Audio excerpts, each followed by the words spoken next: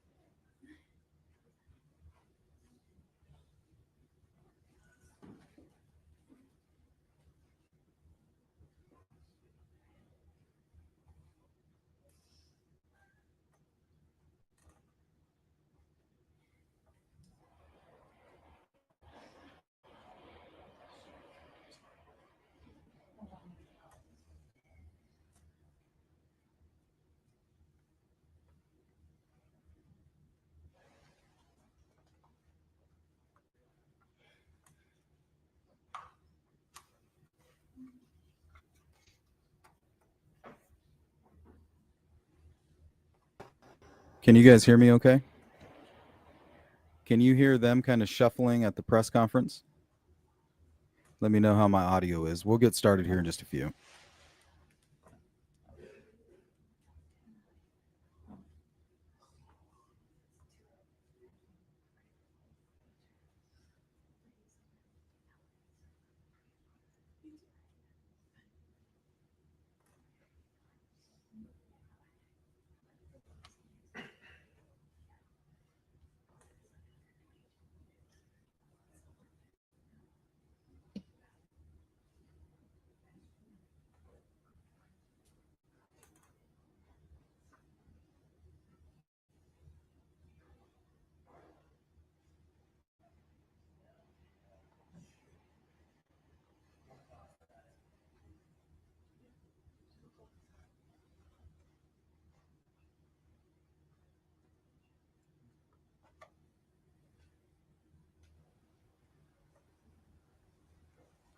Sensei, thank you for sending me this link and giving me the heads up. I was in my garden.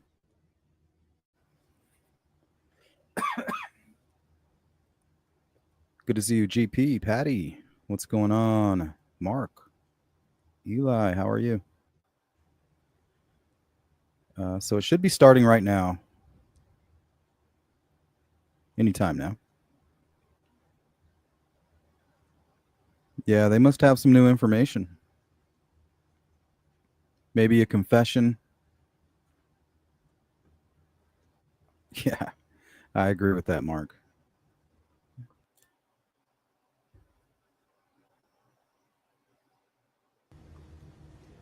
You guys, I'm going to go refill my coffee. I'm going to be right back. Hang tight.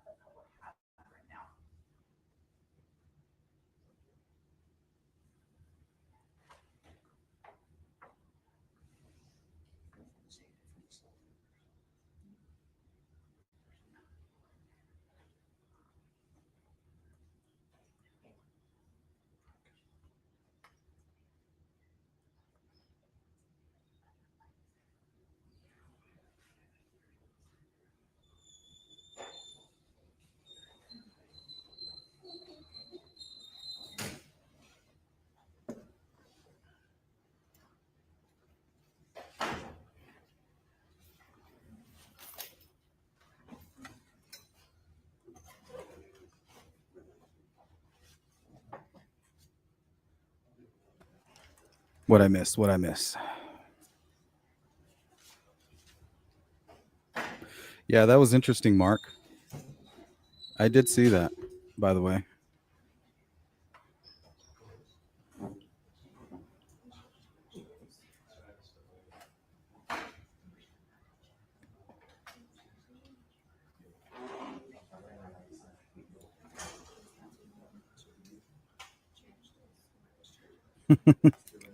Yeah, thanks for the heads up.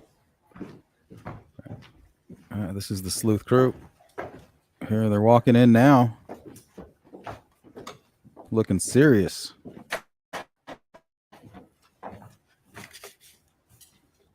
Good afternoon. I'm Colonel Mike Hager, Director of the Arkansas State Police and Secretary of the Department of Public Safety.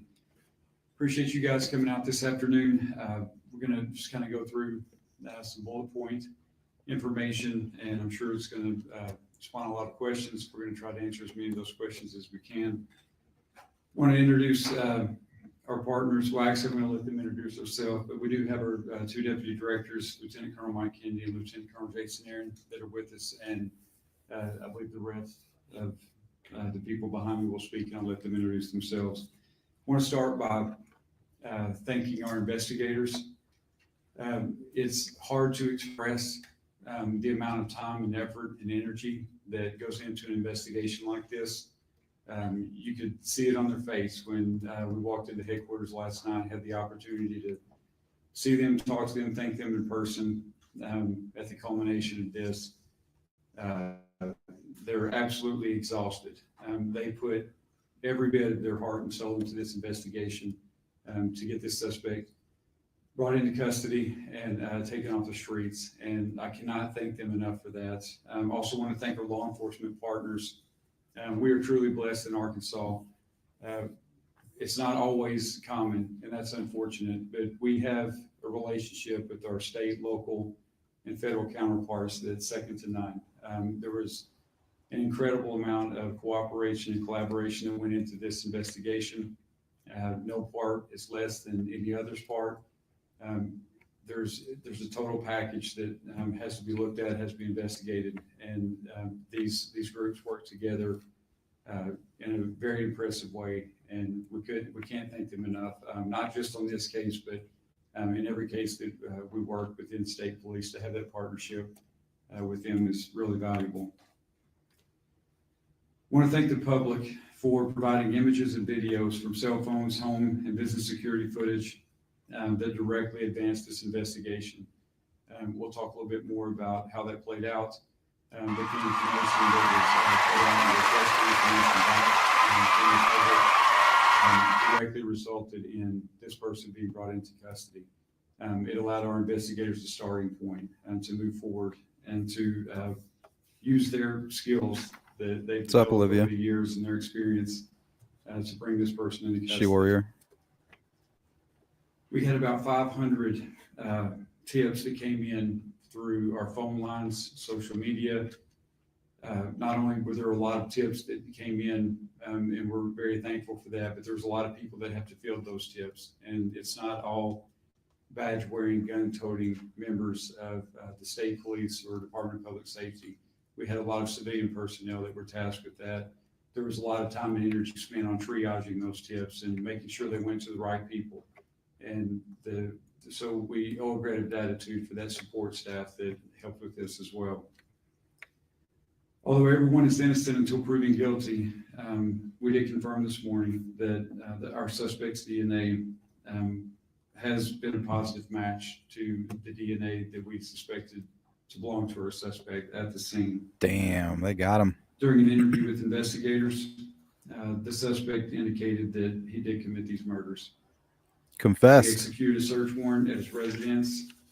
There were articles found there that are consistent with being involved in this particular crime. And I will let Major Rhodes speak more of that, or more to those details. We do believe he acted alone. We have absolutely no reason to believe that there's anyone else involved, and we do not anticipate any future arrest or any other arrest beyond this suspect. I'm going to go ahead and pass off to Major Stacy Rhodes. She can walk through a little bit more of the information, and I'll return to the podium and we'll answer any questions we can. Well, good afternoon. As he indicated, I'm Major Stacy Rhodes. I oversee the Criminal Investigation Division for the State Police. And I kind of want to walk you through I like her. How we initiated and progressed through our investigation. So as you all know, we responded to a call for service at the state parks.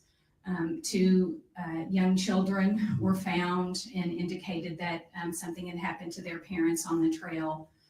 That initial information that came from the kids gave us our first starting point, which was a description of a suspect. There was another witness at the park that we encountered that gave us additional information about the suspect and a particular vehicle that he was seen leaving the park. With that, we took the information, completed and let me kind of, we'll start there. So from there, we had a pretty good description of our suspect. We did our initial release. Other witnesses came forward that were on the trail during the time that the murders occurred that did not see the murders, but brought forth video footage, photographs that they had taken on their day trip to the park. From that, we obtained a photo. We interviewed witnesses and were able to compile a composite sketch of what we believed our suspect looked like. Where'd that photo come from? With that, The one from we behind. received dozens and dozens of tips. With the initial vehicle information that we I say it's from a received, it photographer. being a black sedan. One of the initial descriptions was that it was sporty. From that, we received Hey, GP. well over 5 or 6, maybe close to 10 videos of this particular car from homes and businesses along the routes in and out of the park.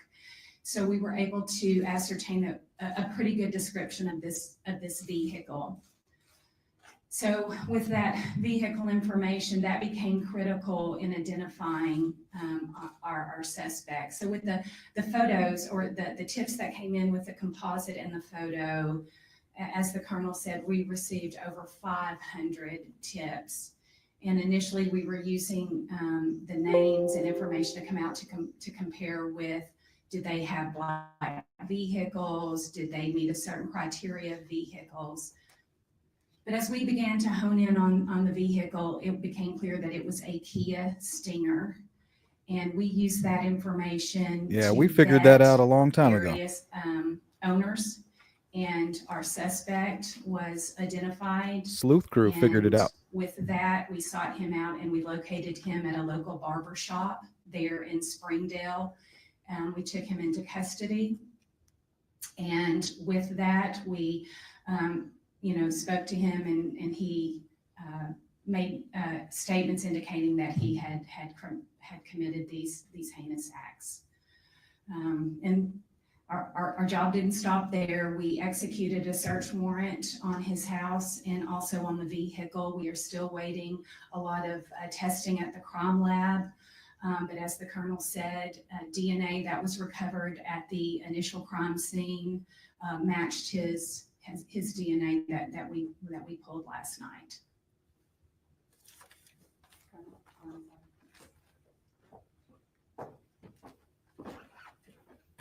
Good afternoon. My name is Brandon Carter. I'm the prosecuting attorney for Washington County, Arkansas. The first thing I want to say here today is that my thoughts are with the Brinks family. There are 3 girls who tragically lost their parents in this case. And although today is a good day for law enforcement, there's a shadow over it because of the tragedy that occurred on Saturday. I want to commend the state police for the work they did in this case. I couldn't be more proud to be an Arkansan today. I couldn't be more proud to be a resident of Northwest Arkansas right now. And I'm confident and satisfied with the work that law enforcement did in this case. Especially, I want to note the cooperation I saw between local agencies in this case. I could name them all off, but I have a list here of 7 to 9 agencies that worked hand in hand to quickly solve this crime. And I commend every law enforcement officer that worked on this case. I also commend any member of the public that provided us information that led to the solving of this crime. I want Good job. Good job. the public to know that they're safe. The defendant in this case is innocent until he's proven guilty. But I'm confident that we have the right defendant in this case. Thanks, guys. And the public need not worry. Thank you. Forward. Someday they're going to open Devil's Den State Park, and I'll be on the trail myself when that happens. Appreciate it. The defendant will be spending time in Washington County Circuit Court over the course of the coming days. It is my intention to use the full weight of my office to bring this defendant to justice for the Brinks family.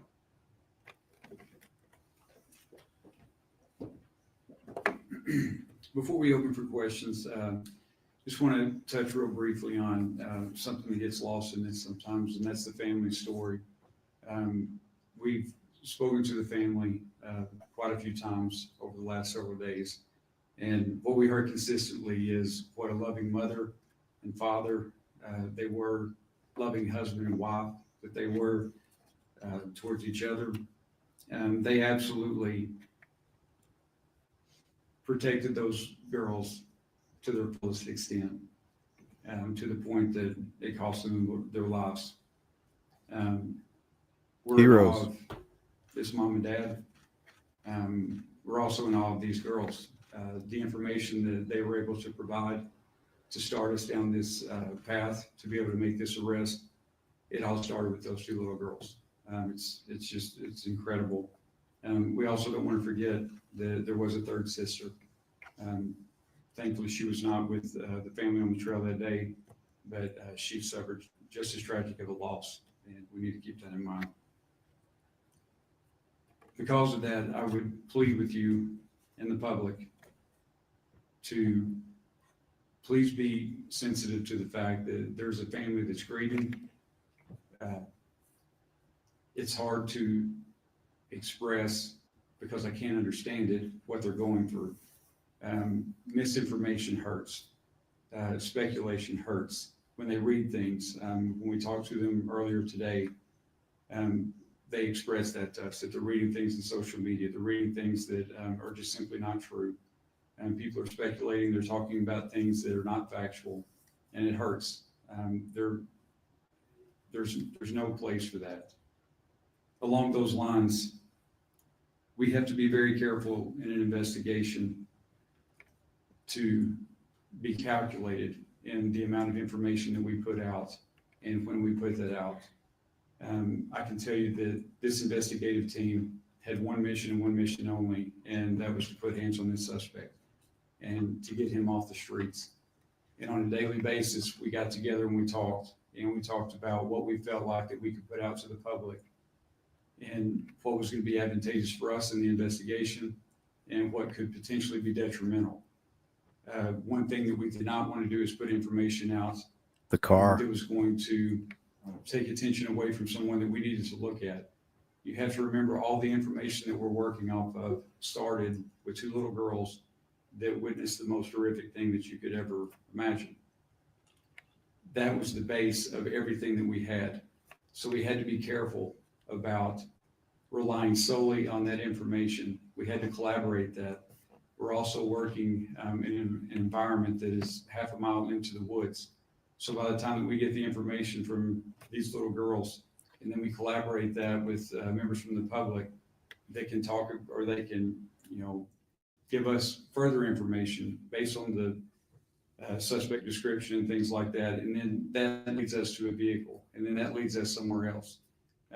This is not an episode of CSI. It's not going to be wrapped up in a 1-hour episode. It takes hours and hours to develop that information, corroborate that information, and know that it's good information, and know that it's something that we can put out. The last thing that we want to be responsible for is putting information out that's going to hinder the investigation or hinder someone's their likelihood of calling us and putting us onto a suspect that we need to be looking at, because it didn't meet all the markers that we thought it should meet. So I hope you can be understanding of that, and I hope as we move forward from here that the speculation and a lot of the talk and a lot of the chatter, especially on social media, that people will be very sensitive to that. This family's been through enough, and they don't deserve to be victimized any further than they already are. And with that, I'll open it up for questions. Colonel, can you elaborate more on what was the reason behind this? What was the motive for this? Was this random, or what happened there? And what was the cause of death? How were they killed?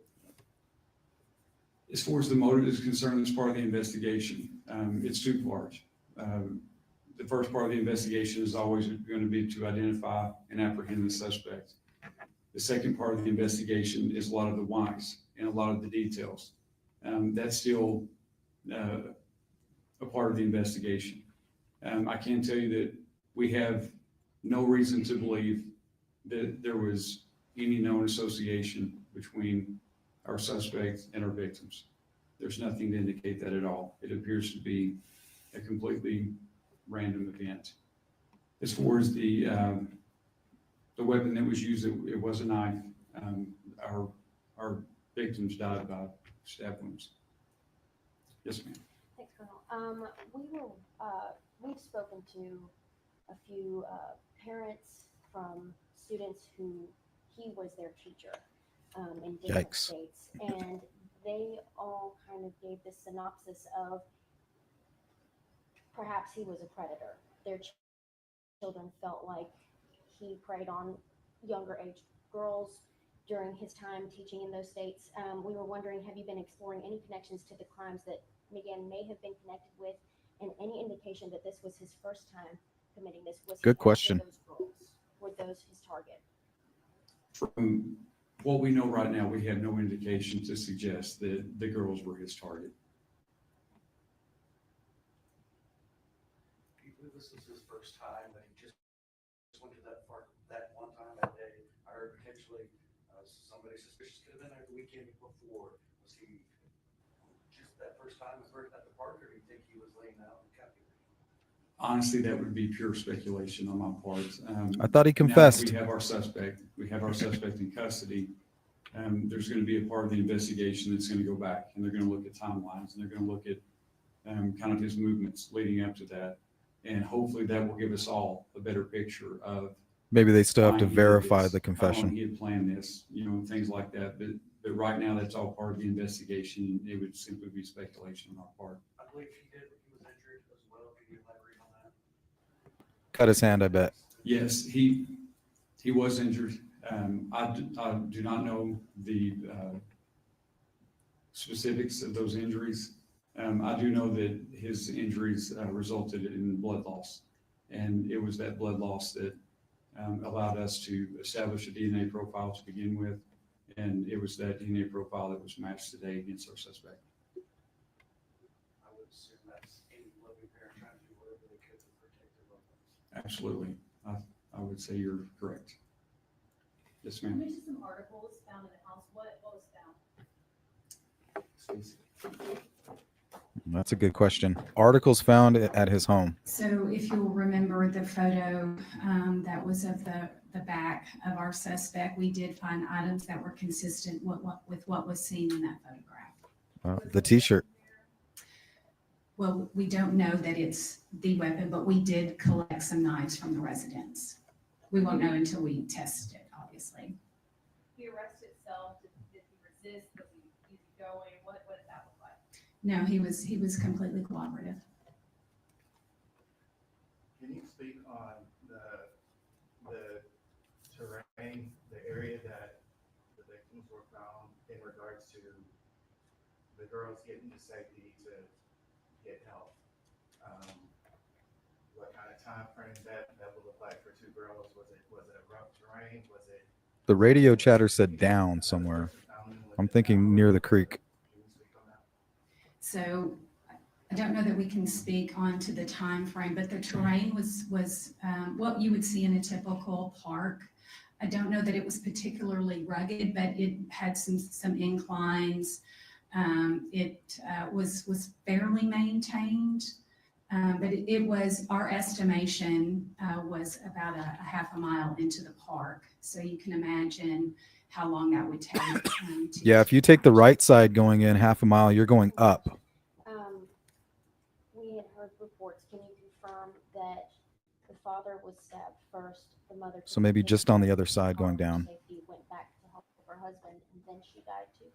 So the information that we have is that the husband was attacked first. The mother did not return all the way to the car with the kids. We believe that the mother took them to safety and then returned to help her husband. I know you all said that the suspect, I believe, indicated that he had committed these acts. Any more specifics on what he may have said since his arrest?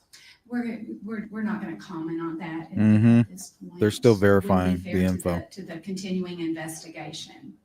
And then I assume this would be for maybe more the prosecuting attorney, but do you know yet if you'll pursue the death penalty in this case or what kind of consequences you might see? This case certainly has the aggravators that exist where a jury should get to decide what the punishment for this defendant is my intention to pose that to a jury. So the state will not be waiving the death penalty in this case. Nice.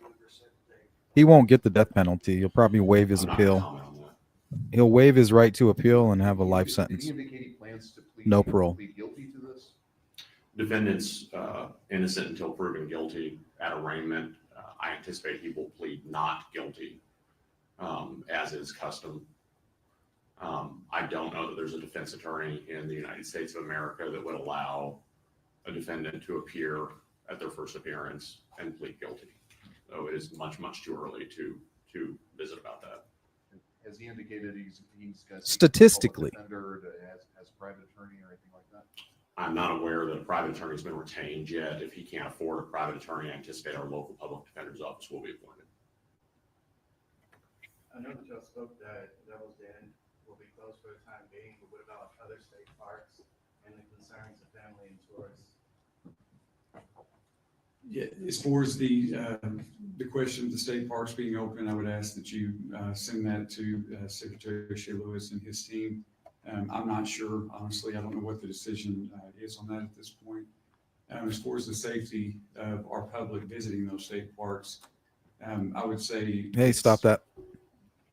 As absolute as it can be. I mean, it's not like we have a pattern of people being assaulted or attacked in our. Well, it state seems like she parks. wants to be transparent.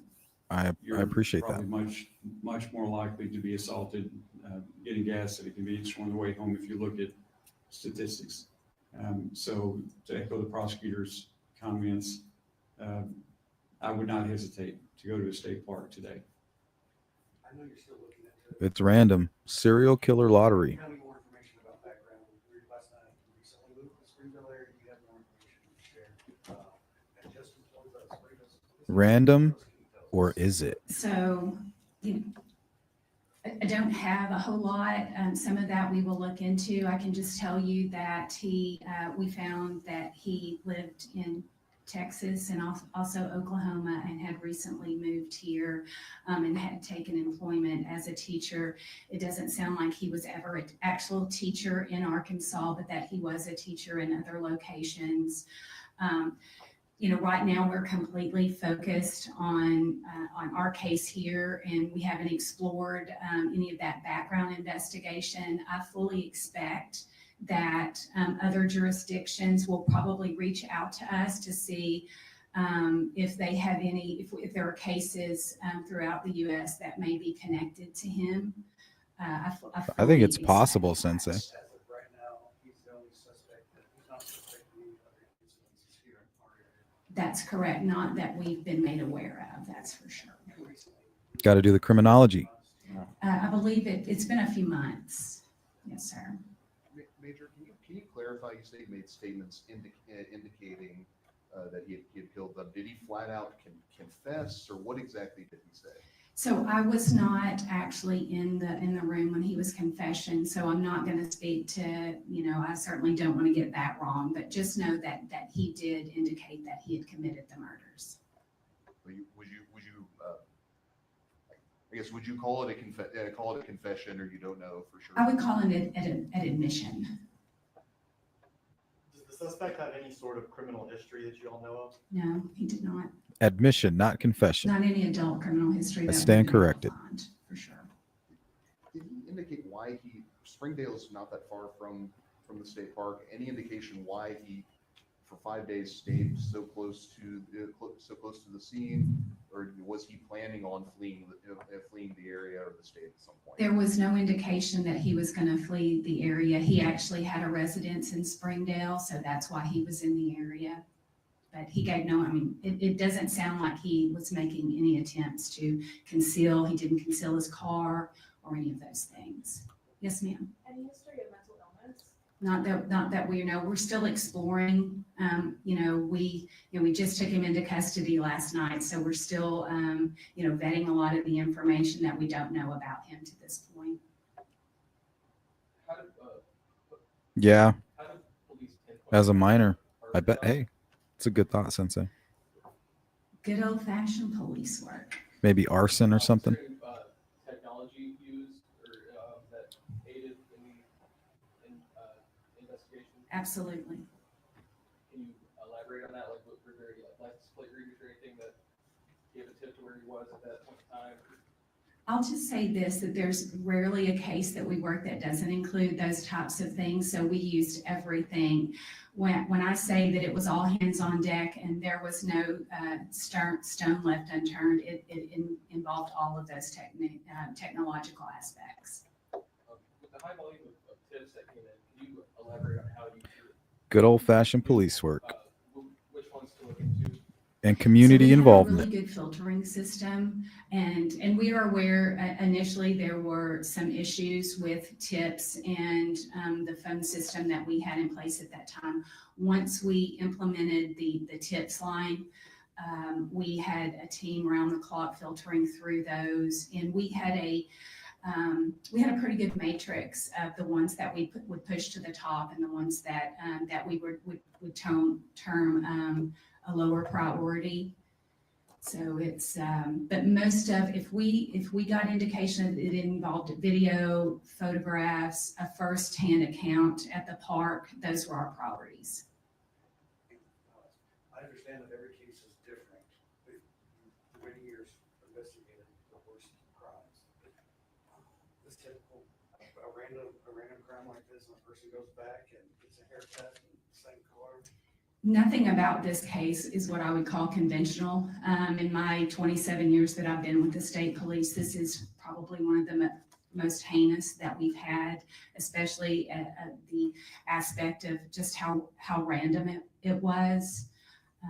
It's when we were talking last night in the command center that it was every agent's worst nightmare. Because in a typical investigation, we use we call victimology. And you can usually kind of pinpoint something that a victim has done or the Hey, we know that word. circumstances they're in, whether, it's a domestic violence or just drug related. You can typically narrow down your suspect pool. We had no way to do that in this case. So it made it particularly difficult. And what makes the work by our agents so extraordinary. Yes, Was ma'am. the suspect trying to change his identity at all? We don't have any indication that he was doing that. He was obviously getting a haircut, but you could chalk that up to school starts next week. So, but he didn't indicate he was trying to alter that I'm aware of, that he was trying to alter his identity. And you all mentioned that he was cooperative when you got to the barber shop. Any other initial reaction from him when you all showed up? Anything you could tell us? That's probably best that I not discuss that so early in the investigation to this point. Can you speak on the role of social media and helping bring about the rest of this suspect? I will say that Fishy. social media did nothing What's up, Bismo? to help our investigation. I would say that it absolutely hindered our investigation. As you heard the Colonel mention, the hurt and the hurt and just the emotional toil that social media gave to that family.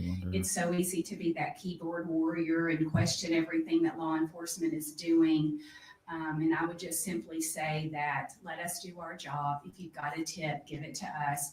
Don't spread it on social media unless you're an expert. They're talking If you're an about the expert, car. you're probably not on social They're media. pissed about the car. One of the first details. That's that you all probably put why out in the about Delphi car case was they didn't that release the they were, car. Covering the license plate. They didn't want Was it to that get the case destroyed. with his vehicle, and any reason why? Was he trying intentionally to cover up the license plate? Yes, he did use tape to conceal some of the things that would help identify his vehicle. Does that lead you to believe at all that he's done this before? There are indications, I mean, everyone speculates that Yeah, they're he took pissed, a Mark. lot of, there was a lot of thought that went into this to conceal his identity. I will say that, but on the other side of that, he was also very sloppy. So whether he committed Disorganized. something else, we don't know, but we are certainly going to explore that. How long between when you determined that he was the suspect that you were looking for and when Yes, you Fishy. made the arrest? How long did that take? Within the hour. How long between when he began questioning until he confessed? I don't know that, I'm sorry. Not a confession, an admission. I think we're just gonna take a couple more questions. He's probably currently confessing. Can you speak on? And then they have to verify it. And how many officers that were involved?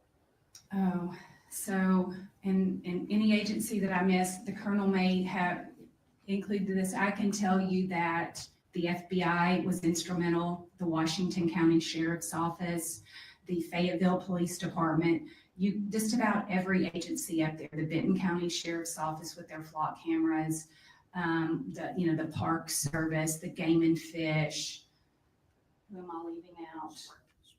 Springdale, absolutely instrumental. They had a detective embedded with us from the very beginning. Same age as his students, And- Fishy.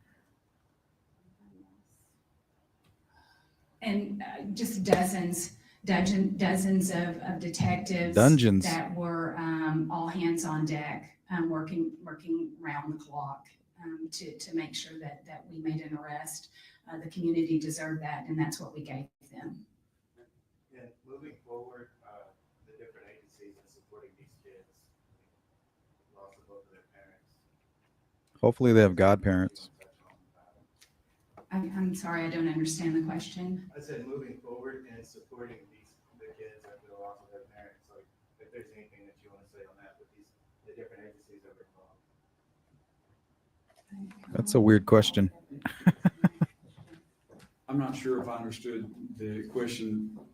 It was like a exactly, question but and I a can tell statement you at the that, same time. Governor Sanders has been in contact with the family multiple times. She's expressed the absolute heartbreak of the state, the support and the prayers that that family will receive, not only from her and her family, but from the state of Arkansas. Hmm. In addition to that, I think you're right. She's made available any resource that family needs during this recovery process from state agencies. I don't think whether so. that be law Stop that enforcement right now. or other type of support agencies. I think he was getting his I haircut, can also tell you from and then right in the someone middle of it, he was myself that arrested. has spoken with the family multiple times. They're an incredibly strong family, and they have a very, very strong family support in place. I have no doubt that those three girls are going to be well taken care of, and they're going to get everything they need from that family. And they also know that if they have a need that we can assist with, we being the state of Arkansas, any type of state public entity, then we will absolutely do that. Lastly, I know while the investigation is ongoing, you're conducting an internal review, and we'll see. I think they wanted control over the release of the image of the car in case the suspect cleaned it or burned it or got rid of it.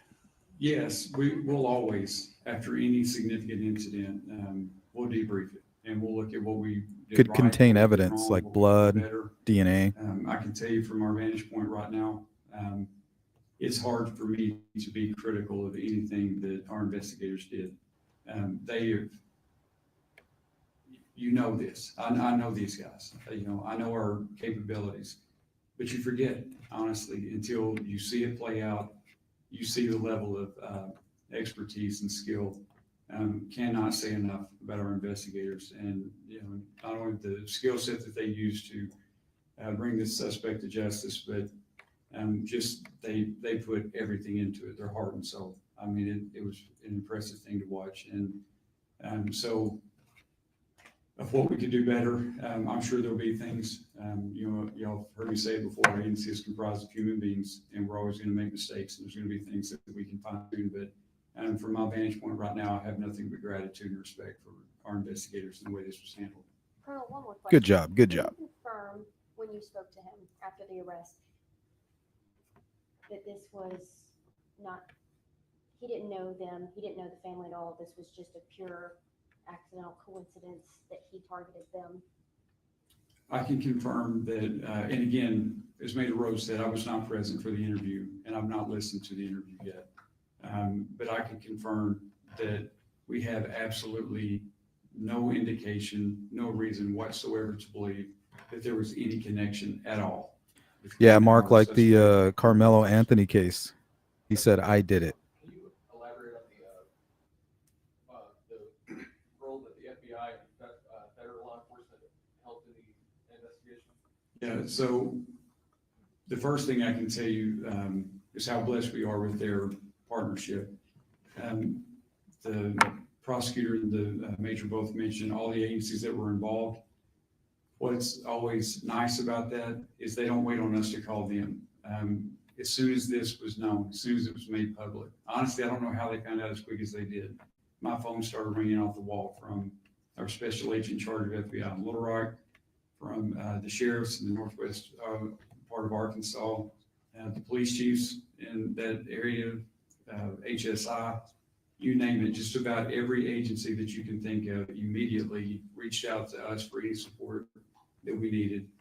I cannot specifically tell you what roles they played, but I can tell you that they played significant roles.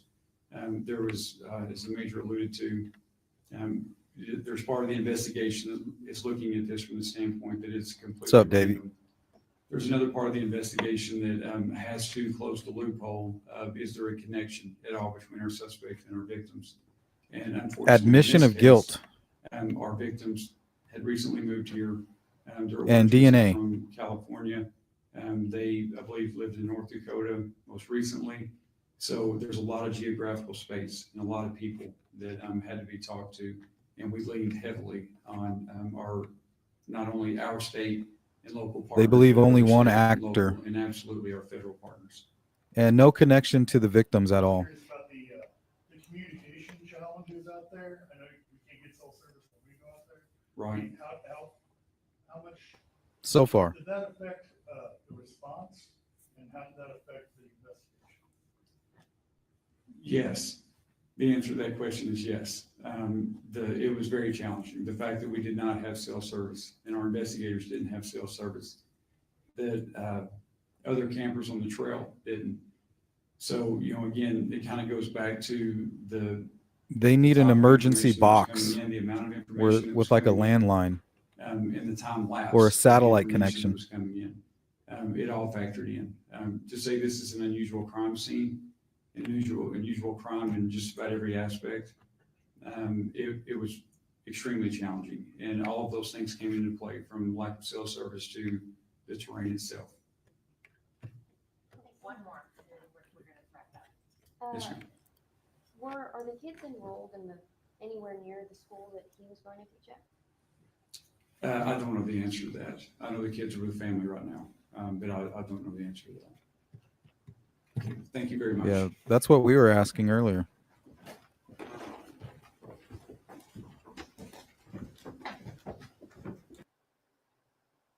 All right, guys, that's it. If you have any questions, please email me at sleuthintuition@gmail.com. We're going to wrap this up. If anything, if there's any updates, you know we're going to stay on top of it. Thanks for joining me. And if you can't hit that Cash App button, please hit the like button on the way out. And I'll see you again real soon. Take care, everybody.